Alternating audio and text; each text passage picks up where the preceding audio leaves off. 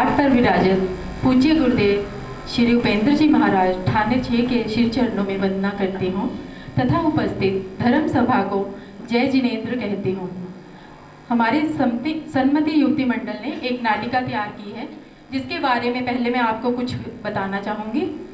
जैसे कि 21वीं सदी चल रही है और सब कुछ तेजी से बदल रहा है। कंप्यूटर और मशीनों का युग हो गया है। जहाँ पहले औरतें घूंघट में सिमटी रहती थीं, वहीं आज की औरतें हर स्थान पर मर्दों से कंधा मिलाकर काम कर रही हैं, आगे बढ़ रही हैं। फिर चाहे वो राजनीति हो, धर्म का क्षेत्र हो या अंतरिक्ष। और हाँ, हमारी वर्तमान राष्ट्रपति द्रौपदी मुर्मू ऐसे ही कुछ औरतों की मिसाल हैं।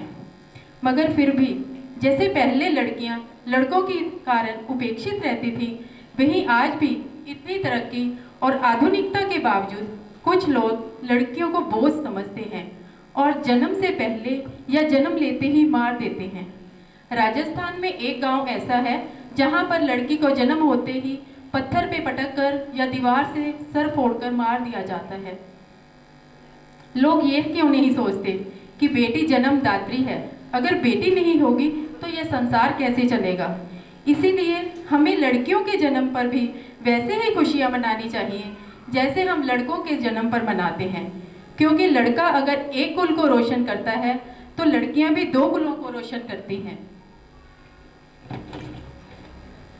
लड़के अगर हीरे हैं तो लड़कियां भी कोई सुच्चे मोती से कम नहीं।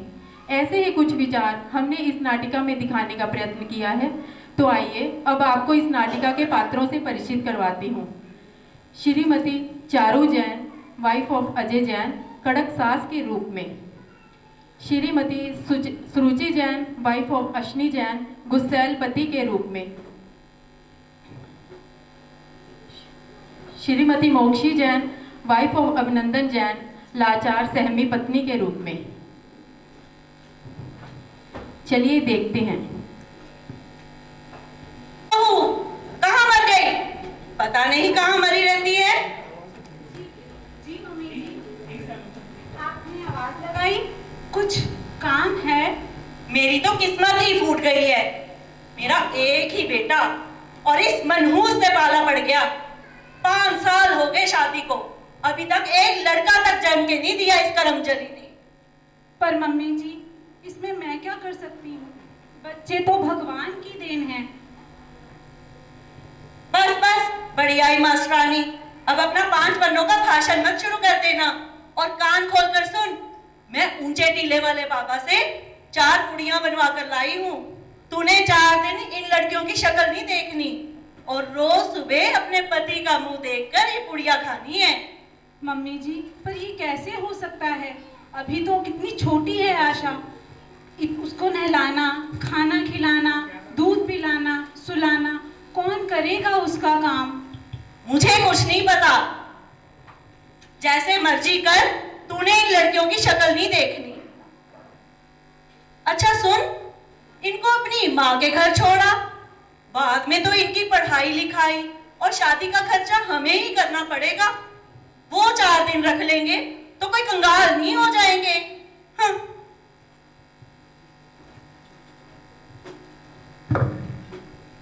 सुनिए जी, मम्मी जी किसी साधु बाबा से पुड़िया लाई हैं और इसे खाने को कह रही हैं।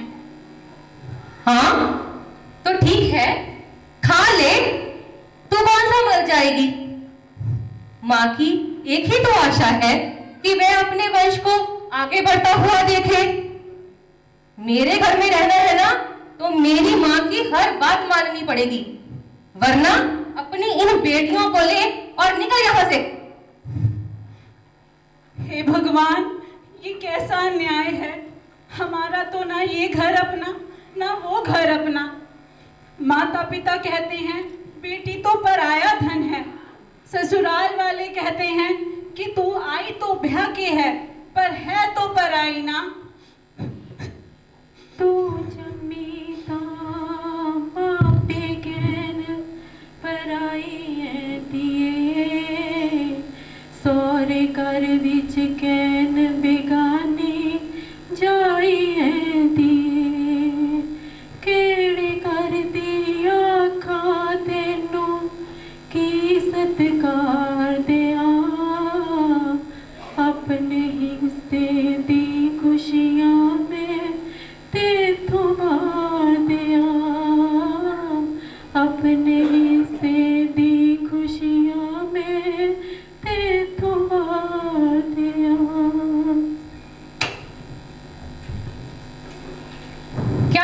रही है। चाय वगैरह देगी या मैं खुद ही बना लूं? मनहूस कहीं की, एक तो बेटी पैदा कर दी, ऊपर से सारा दिन रोनी सूरत बनाई घूमती रहती है। मनहूस कहीं की, पूरे घर में मनहूसियत फैला रखी है।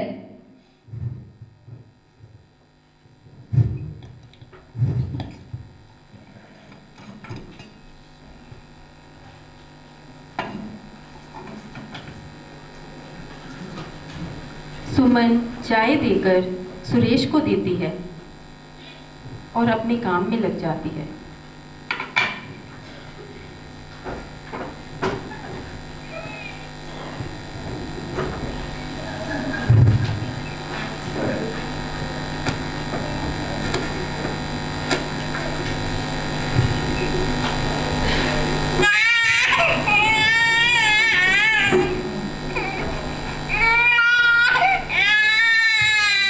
सुमन, मैंने कल मीटिंग में जाना है। चल मेरे जूते साफ कर। और हाँ, मेरा सर बड़ा दर्द कर रहा है, आकर दबा।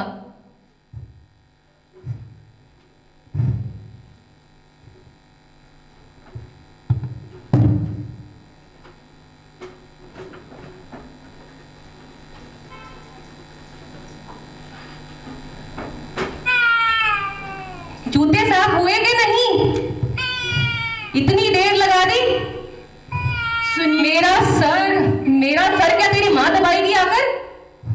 सुनिए जी, आशा रो रही है, इसे भूख लगी है शायद। एक बार खाना खिला दूं, फिर आपका सर दबा देती हूँ। रो रही है, कोई बात नहीं, रोने दे। जरा सी भूख से मर नहीं जाएगी। मेरा सर दबा।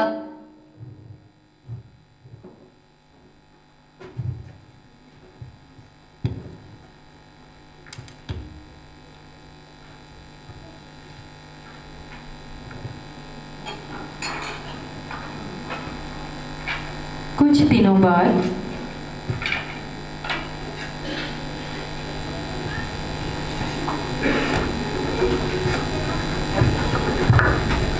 अरे सुरेश, मेरे लाल, कहाँ है तू? मेरी बात तो सुन। हाँ माँ, बहुत खुश लग रहे हो।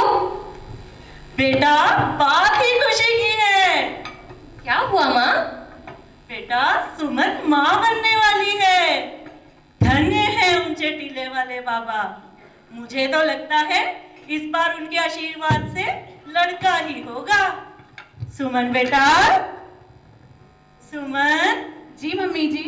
इस बार अपना पूरा ध्यान रखना, और इस बार मुझे अपने सुरेश का वारिस अपना पोता ही चाहिए। पर मम्मी जी, मुझे क्या पता लड़का है या लड़की। तू उसकी चिंता मत कर, मैं सुरेश से कह देती हूँ, वो कल तुझे डॉक्टर पे ले जाएगा और चेकअप करवा के आएगा। तू जा, मेरे लिए खाना परोस। सुरेश बेटा, मेरी बात ध्यान से सुन। कल डॉक्टर पे जा और इसका चेकअप करवा। अगर डॉक्टर कहता है कि लड़की है तो वही 10-20 हजार देके अबॉर्शन करवा दे। मुझे इन लड़कियों की लाइन नहीं लगवानी। आगे ही मुंह 3-3 हमारे सीने पर आकर बैठ गई हैं। अबॉर्शन? लोको नाई कहर गुजारो, लोको नाई कहर गुजारो, पिया कुख दे विच ना मारो। सदा सदा मापियां दे कर दी शान बधांदियां ने, पुत वंडान जमीनां दियां दुख वंडांदियां ने, पुत वंडान जमीनां दियां दुख वंडांदियां ने। नाल मशीनां टुकड़े टुकड़े करके सुट देना, किसे कली नू खिलदे तो पहला ही टुक देना। एक ऐसा दस्तूर वे लोगों, कुछ ते समझो कुछ ते सोचो,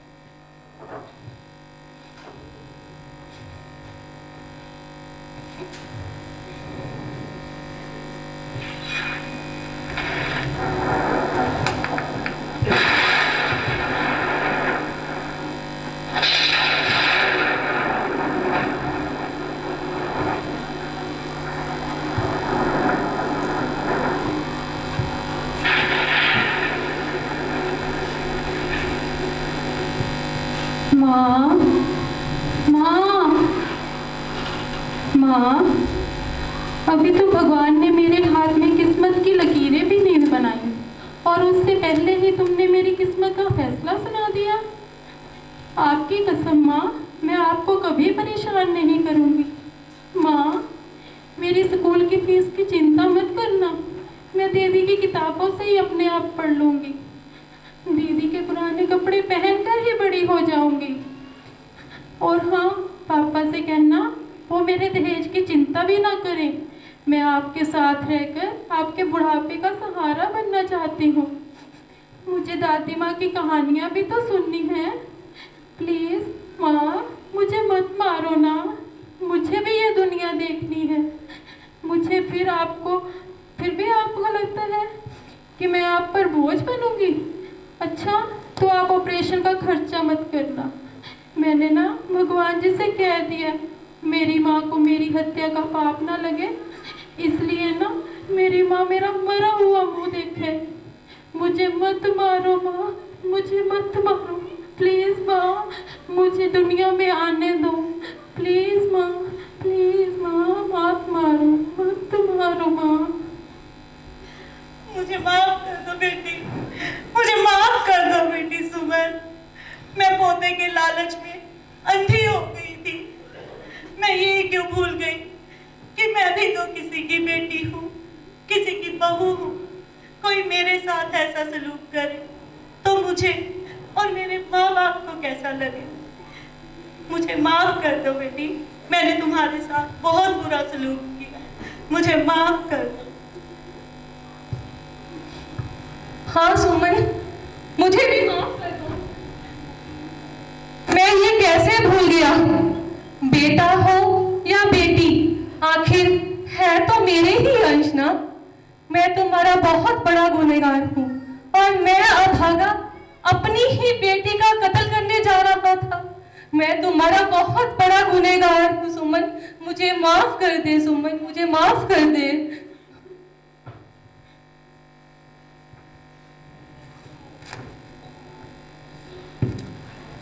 अरे बेटी सुमन, क्या सोच रही हो?